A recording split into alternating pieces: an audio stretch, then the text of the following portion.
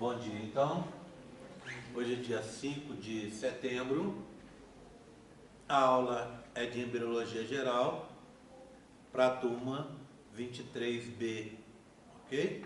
Nessa turma nós temos gente da Biologia e uma maioria da Nutrição, não é? Bem, eu vou começar então agora mostrando para vocês alguns modelos. Com esses modelos a gente vai entender um pouco mais daquele contexto que eu falei mais cedo, né? O que eu estava falando? Na aula passada eu falei de meiose. Hoje eu estou explicando para vocês como essa meiose acontece na prática. Então eu estou mostrando para vocês o local aonde está acontecendo a meiose, as estruturas. Então por isso agora nós vamos ver os modelos, tá? Eu vou começar, diferente da turma que acabou agora, eu vou começar para aproveitar o quadro, eu vou aproveitar o quadro falando da parte feminina primeiro, tá? E depois a gente fala da masculina. Deixa eu deixar aqui. Deixa eu pegar o modelo aqui para aproveitar para mostrar para vocês. Pronto, pode ser esse aqui. O que eu tenho aqui? Eu tenho um útero, né? Um genital feminino. O que me interessa nesse genital, olha, soltou, olha. Tem um monte de coisa soltando. O que me interessa nesse genital são os ovários, tá vendo? Esse ovário está associado ao útero por essa região que está aqui, não é? Que é o pedículo ovárico ou que é o ligamento ovárico ou ligamento transverso. Por ele passam vasos sanguíneos, passam nervos que vão o quê? Alimentar e controlar o funcionamento desse ovário que está aqui. Tudo bem? Então esse é o ligamento ovário. Eu vou só pegar uma colinha aqui, eu já vou dar umas gotinhas ali para não esquecer. Oi. Qual é o tamanho qual é a espessura da trompa, na realidade? Ela é mais fina que seu dedo. Mais fina? É. Só dar umas gotinhas aqui, só para segurar esse modelo no local aqui, ó.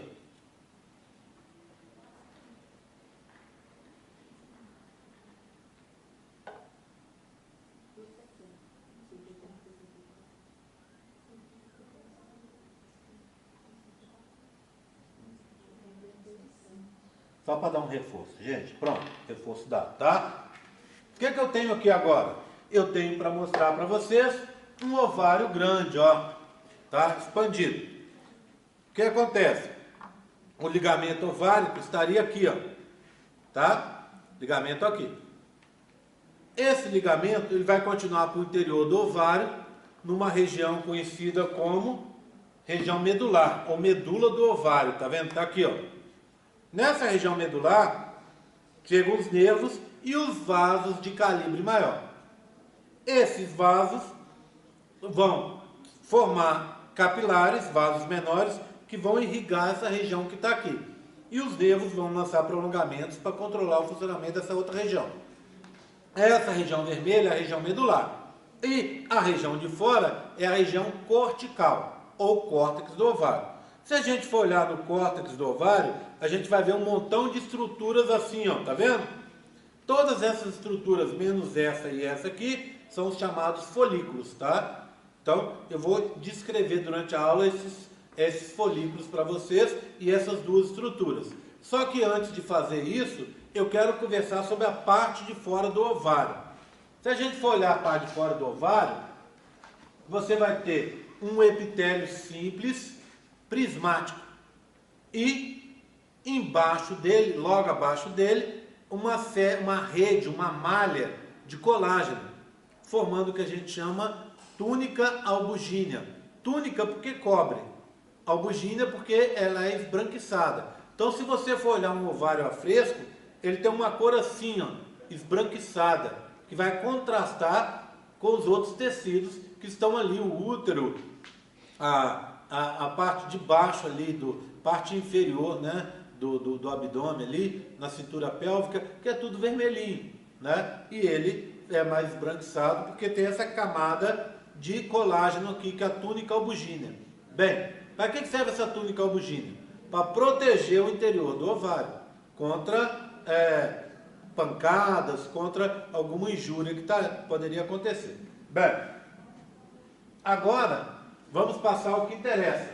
Vamos falar dos tais dos folículos. O que seriam os folículos? O folículo é composto pelo gameta feminino em fases diferentes de desenvolvimento. Lembra aquela história? Ovócito 1, ovócito 2, né? É isso que eu quero dizer para vocês. Junto com células associadas.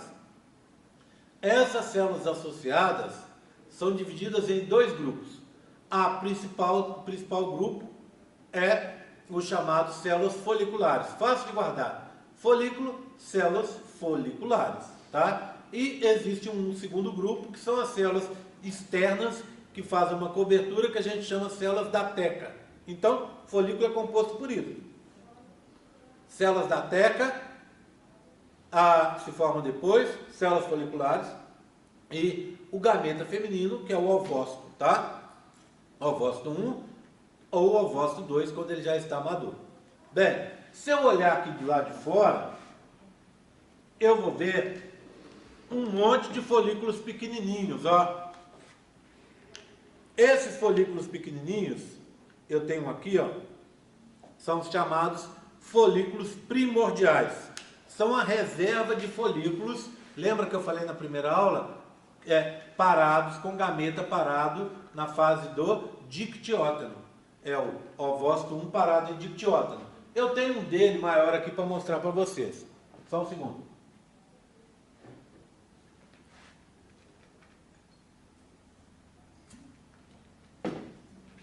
Então, olha ele aqui, ó. Ele é uma bolinha, tá? Estou vendo em corte. Então, esse é o folículo primordial. O que eu vou ter aqui? Aqui a bolinha para representar o núcleo, a resina para representar o citoplasma. Então, esse é o gameta feminino, o ovócito 1, parado no dictióteno, ou seja, na prófase 1. E envolvendo ele, uma camada única de células pavimentosas, células foliculares pavimentosas. Então, o folículo primordial tem o ovócito 1 parado em dictióteno, uma camada saúde pavimentosa única de células foliculares. É a reserva. É esses que você, quando eu falei que você tinha 300 mil, seriam 300 mil folículos primordiais, tá? Com ovócitos 1 parado em dictióteno. Bem, em cada ciclo, cerca de 20 a 30 deles reiniciam o processo. Deixam de ser folículos primordiais para serem folículos primários. Eu tenho um aqui e outro aqui. O que acontece no folículo primário? Primeiro, as células foliculares, que era uma camada só achatada, ficam arredondadas, ou seja, ficam cúbicas. E a gente passa a ter várias camadas. Então, primeira coisa, várias camadas de células foliculares cúbicas. Depois, forma-se uma membrana aqui, ó. Essa membrana é formada por glicoproteínas. Ela é clara, então a gente chama de zona pelúcida. Pelúcido quer dizer zona clara, tá bom? Essa zona pelúcida aqui indicada em rosa, ela vai ser importante depois para a fecundação. E aqui eu tenho o gameta feminino. O que eu posso falar desse gameta feminino? Posso falar para vocês duas coisas. Primeiro, ele não está mais no dictióteno, porque ele já virou primário. Ele não está na meiose 2. Por quê? Porque eu não tenho um colócito aqui, tá? Então, em que fase que ele está? Não sei. Pode ser o final da prófase, pode ser a prometáfase 1, pode ser metáfase 1, pode ser anáfase 1, pode ser telófase 1. Tá? Tudo bem? Então, zona pelúcida e o ovócito deixou o dictióteno. Outra coisa, se eu for olhar o mesmo folículo primário, só que mais avançado no seu desenvolvimento, eu vejo o quê? Que ele vai ficando maior e entra na meiose 2, tá vendo? Por quê? Porque ele gera aqui, ó, essa célulazinha laranja, que é o quê? O polócito 1. Então, quando tem polócito 1, célula laranja, eu sei que eu estou na meiose 2, tá? Outra coisa que começou a aparecer, lá da região cortical do ovário, começam a surgir e se juntar ao folículo, essas célulazinhas aqui, ó, verdes claras e verdes escuras. Essas células vão formar aquele envoltório externo que eu contei para vocês, que são as tecas. Então se forma as tecas interna, que tem a ver com a produção de hormônios, e a teca externa, que tem a ver com proteção, tá? Abaixo delas, separando as tecas da região folicular, você vai ter uma membrana basal, tá? Então, o folículo primário tardio tem polócito 1, teca interna e teca externa com membrana basal. Tudo bem? Vou passar esse modelinho para vocês verem. Júlia, chegando aí, você passa para o lado de cá, por favor, para as meninas verem também. Meninas, quando acabar, vocês põem de volta na mesa para mim, por favor. Bem, aí o que acontece? Esse folículo primário vai crescendo e vira um folículo secundário. Esse folículo secundário é chamado também de folículo antral. Vamos dar uma olhada no? Como é que ele é? Repara aqui comigo, ó. Presta atenção. Mostrando o modelo, tem que prestar atenção, hein? Senão o modelo, eu explico aqui, o modelo passa e vocês não veem. Ó, do lado de fora, verde escuro, teca externa, função de proteção. Abaixo dela, teca interna, função de produção de hormônios, tá de verde claro. Depois, um azul aqui, que região azul é essa? A membrana basal, que separa as tecas da região interna do ovócito, da região interna do folículo. O que é que são essas células amarelas? Células foliculares. O vermelho, o rosa aqui, ó, membrana basal. E aqui eu tenho o quê? Eu tenho um ovócito secundário. Por quê? Porque eu tenho o polócito 1 aqui, ó. Mas o vermelho não é a Zona pelúcida. zona pelúcida? É. Você tinha falado membrana basal. Membrana basal é azul aqui, ó, Flávio. Membrana basal está aqui, separando as tecas. E a zona pelúcida está do lado de cá, mais interna. Envolvendo diretamente o ovócito, tá? Bem, o que eu tenho de diferente? Além de ser maior, está mais organizado, surgiu um montão de cavidades cheias de água, cheias de líquido. Essas cavidades são chamadas antros. Então, por isso, esse folículo tem esse monte de antros comunicantes, a gente chama de folículo antral, tá? Vou passar o secundário para vocês verem. Depois disso, o que acontece com o folículo? Ele vai virar o folículo, eu tenho primário, tenho primordial, tenho primário, tenho secundário, o próximo é o terciário. O que acontece com esse folículo terciário? Bem, primeiro vamos só lembrar os nomes. Folículo terciário é chamado também de folículo maduro ou folículo de Graff. Graff é G-R-2-A-F, folículo de Graff, tá? O que aconteceu com esse folículo de Graff? Ele ficou mais organizado ainda. Reparem comigo, ó. Teca externa está aqui. Teca interna está aqui. Membrana basal está aqui, ó, em azul. Células foliculares aqui, ó, tá? O antro, que eram vários antros, né, agora virou um antro único, tá vendo? Ó? Um antro único. E eu vou ter uma estrutura diferente aqui. Essa estrutura que a gente pode ver aqui, ó. Tá? Esse pedículo que está aqui, ó, a gente chama de cúmulos oóforos, tá? Usa a denominação latina para ele. Ou, como alguns autores chamam, cúmulo oóforo, que é a mesma coisa. Esse pezinho que vocês estão vendo aqui. O que acontece? Esse pezinho vai segurar essa estrutura. Que estrutura é essa? Essa estrutura faz uma coroa em volta do gameta feminino, do ovócito. Então, coroa, em latim, corona. Em volta, exposição radial, né? Corona radiata. Ou, se você quiser usar em português, coroa radial. Então, cúmulos oóforos, o pezinho, corona radiata. Aqui está o que eu já conheço. A região da zona pelúcida, o polócito 1 está aqui. E aqui eu tenho o gameta feminino parado na metáfase 2. Então o resumo da história é: desenvolvimento da meiose. Eu sei que o folículo primordial está em dictiótano. E sei que o terciário está em metáfase 2. Ou seja, o primordial está na paradona. e o terciário está na paradinha, não é?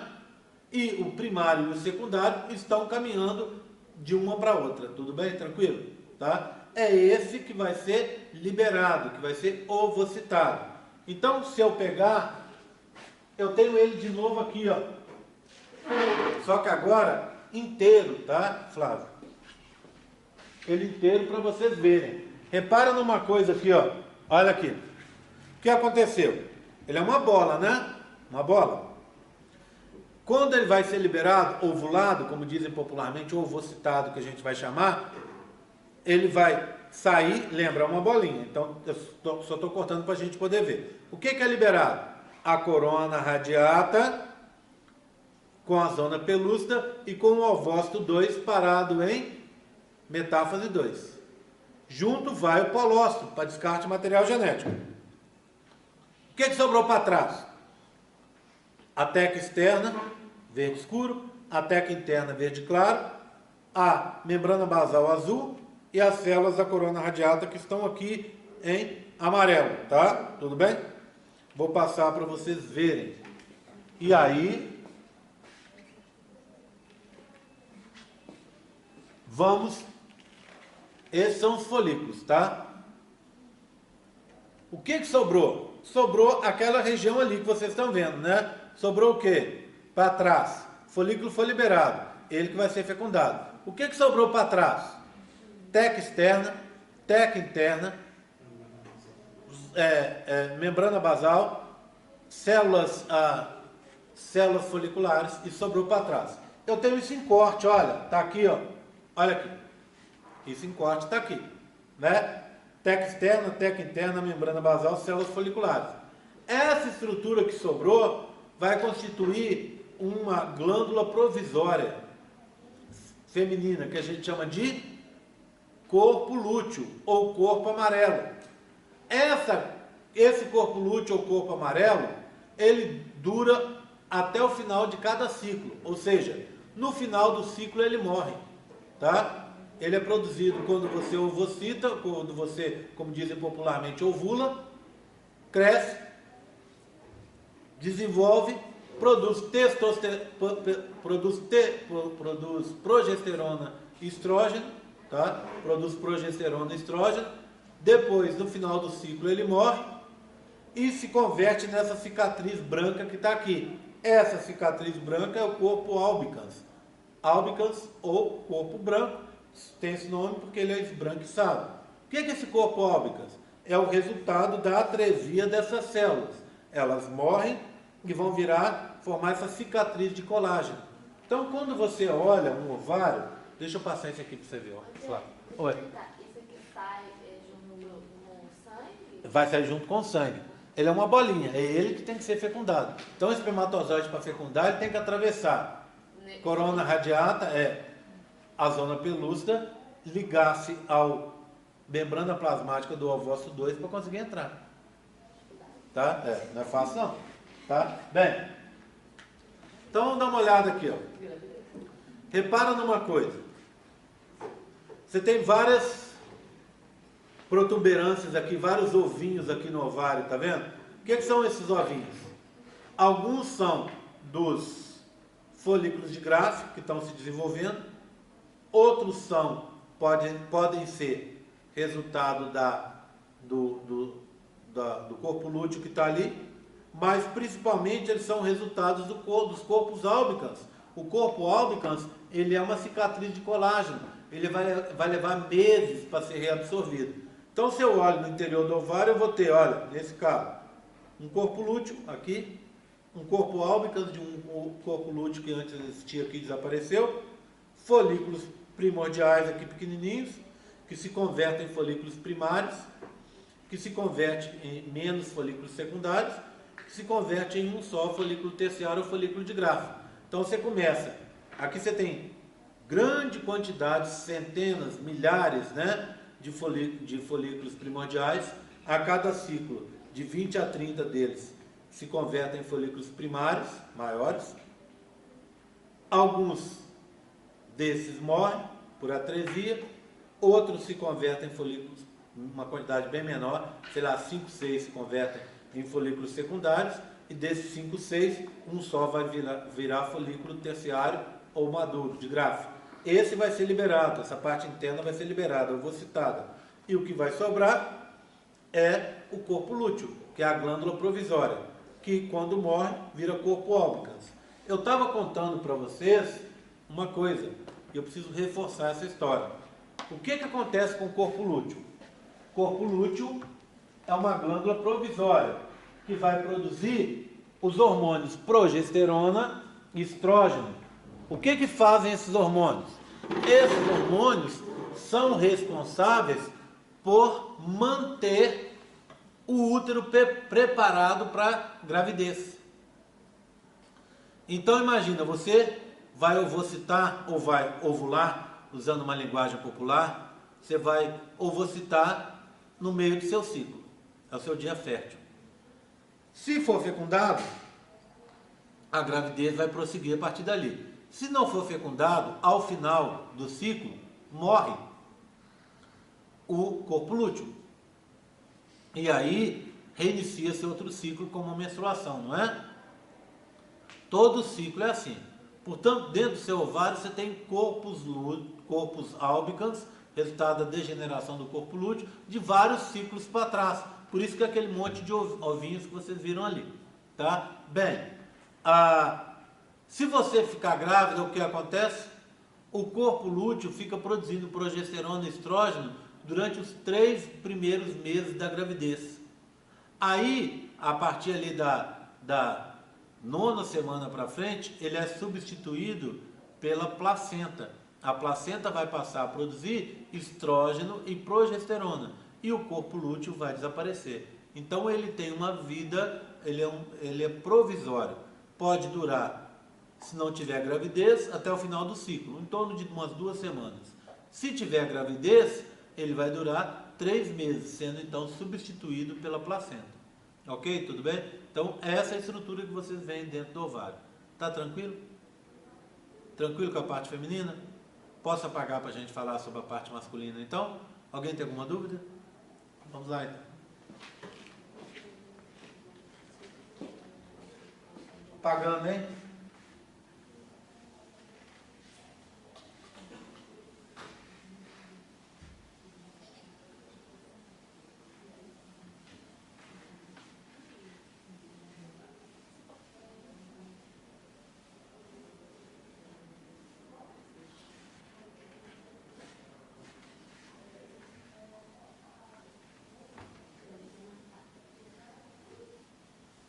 Bem, na parte masculina, eu queria começar mostrando a gônada. Assim como eu mostrei o ovário na parte feminina, eu quero começar a parte masculina mostrando a gônada masculina, que vem a ser o testículo, tá? Então a primeira coisa que a gente vai ver é a estrutura do testículo.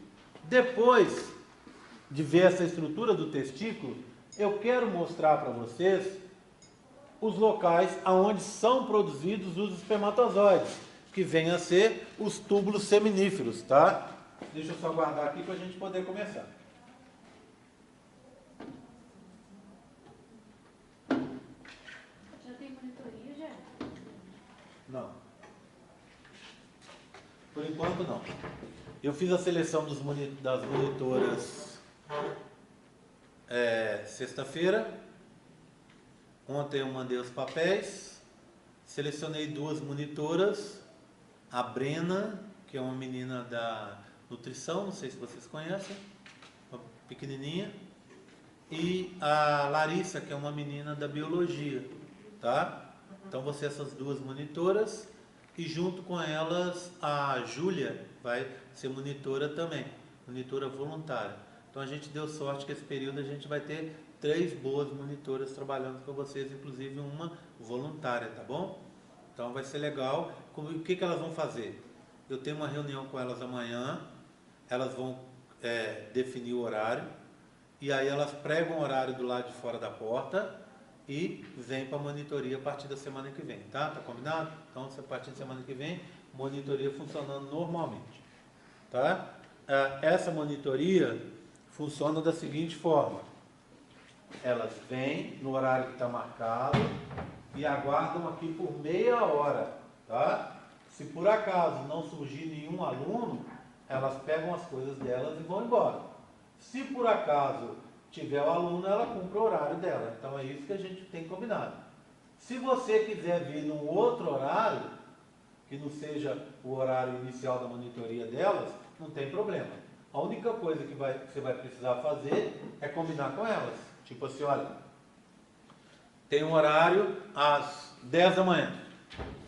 A monitoria começa às 10 da manhã. Eu não vou estar aí às 10, mas vou estar às 11, que é o horário que eu tenho livre para fazer monitoria. Por favor, me espere. Ela espera vocês, tá bom? Combinado? Tá? Tem funcionado assim, tem funcionado muito bem. Bem, então aqui está o testículo. O que acontece no testículo? Se você der uma olhada, o testículo, do lado de fora também tem um epitélio simples, né? Prismático, com células elevadas, e tem túnica albugínea. Só que diferente do ovário, o testículo tem duas camadas de túnica albugínea. Ao invés de ele ter uma camada só, ele tem duas, para ter uma proteção maior, tá? Então, vamos dar uma olhada. Aqui está o testículo, aqui está o epidídimo, né? Então, a cabeça do epidídimo, o corpo e a cauda. E esse é o dúctulo deferente. Se eu abrir, eu vou ver o seguinte. Primeiro que ele também é esbranquiçado, né? E se eu olhar lá dentro, olha, eu tenho duas camadas. Uma camada e outra camada. Então, eu tenho um epitélio aqui que está mais rosinha. Aí eu tenho uma camada de amarelinho, vou mostrar para vocês daqui a pouco. E uma camada mais interna de amarelinho. Entre elas, essa região mais escura aqui, seria um espaço. A camada mais externa, a gente chama, as duas, a externa e a interna, formam a túnica albugínea, tá bom? Então, se eu for falar da externa, eu vou falar assim, ó. Túnica albugínea, vaginal, parietal, porque está na parede, na parte de fora. E se eu for falar da de dentro, túnica albugínea, vaginal, visceral, porque está mais internamente. E o espaço entre elas, entre as duas túnicas albugíneas aqui, ó, indicado desse marrom, é o chamado espaço seroso. Seroso, S-E-R-O-S-O, tá? Seroso. O que vem a ser seroso? Seroso é uma denominação que a gente dá na biologia para cavidades, ou regiões, ou células, né? Que tem o quê?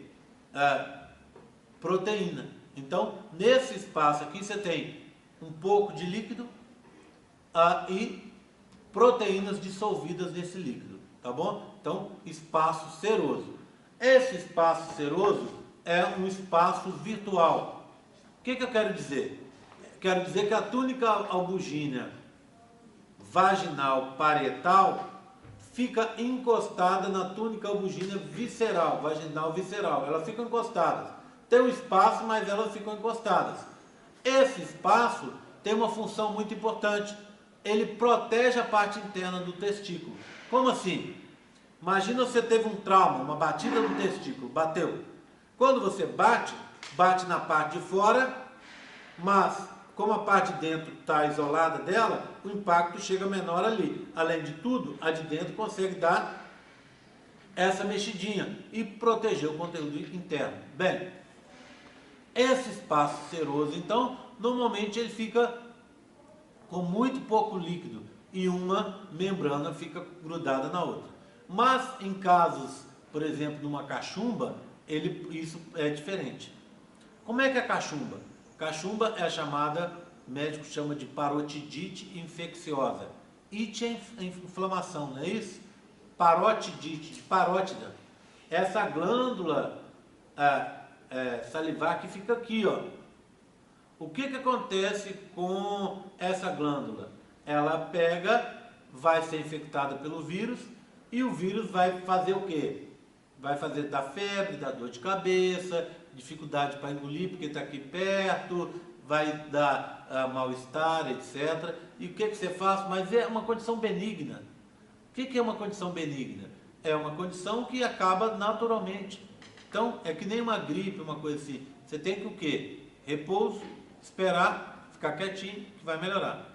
A única coisa que você não pode fazer nesse caso é ficar agitado, ir para academia, ir correr, andar de bicicleta, jogar vôlei. Isso não pode. Por quê? Porque esses vírus descem pelo sangue e vão direto para o testículo. A gente diz que eles têm um tropismo, uma preferência pelo testículo. Descem pelo testículo, invadem o testículo e fazem uma inflamação do testículo. O testículo normalmente é desse tamanho, ó. Quando tem essa aí a gente chama de orquidite, essa inflamação que aconteceu no testículo da cachumba, causada pela cachumba. Ela desce para o testículo e o testículo, que é normalmente desse tamanho, fica desse tamanho, gente. E ele incha por causa da inflamação, depois ele volta ao normal. Só que quando ele incha, ele arrebenta a túnica albugínea vaginal parietal e a túnica albugínea vaginal visceral, ou seja, a parte de fora e a parte de dentro. Elas arrebentam. Por quê? Porque a água se acumula nesse espaço seroso, que força ali e arrebenta. E aí, como resultado, a pessoa que teve cachumba, ela perde essa estrutura do testículo. Então, se você olhar um escroto, uma bolsa escrotal de uma pessoa que teve cachumba, vamos supor que ela teve de um lado só. O que acontece? O testículo do outro lado, que não foi afetado pela cachumba, está perfeito. O outro testículo virou uma massa solta. O conteúdo interno do testículo está solto dentro do escroto. E por isso esse testículo perde a capacidade de controlar a temperatura. Então ele vai ficar, você vai perder a produção de espermatozoides naquele testículo. Pode afetar a fecundidade? Pode. Mas normalmente não é isso que acontece. Por quê? Porque lembra que eu contei para vocês na última aula? Que se você produzir só 10% dos espermatozoides que você produz normalmente, você ainda é considerado fértil. Então, se numa ejaculação você produzir 250 milhões, é o normal. Mas se você produzir 25 milhões, ainda assim você é fértil. Para ser infértil tem que produzir menos do que isso.